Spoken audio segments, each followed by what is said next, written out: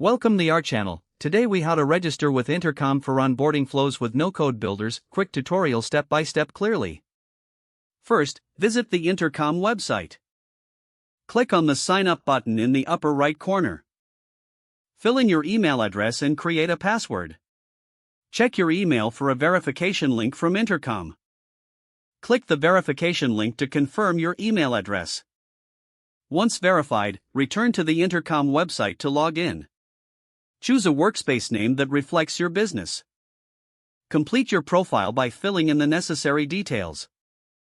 Next, navigate to the Product Tours section on the dashboard. Click the Create New Tour button. Select the Onboarding Flow option from the available templates. Give your onboarding flow a descriptive name. Use the No-Code Builder feature to start designing your flow. Drag and drop elements like messages and buttons into your flow.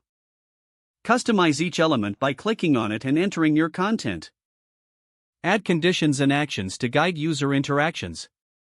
Preview your onboarding flow to see how it looks. Make any necessary adjustments for clarity and effectiveness. Once satisfied, click the Publish button to make your onboarding flow live.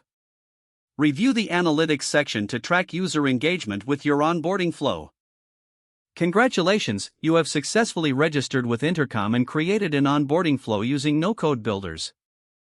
If the page does not load, refresh the browser or try again in a private or incognito window.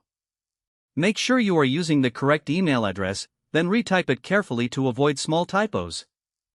If your password is not accepted, use the reset option and create a new strong password you can remember.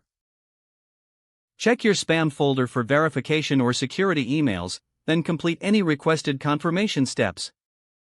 Enable two-factor authentication if available to improve account security and reduce unauthorized access risk.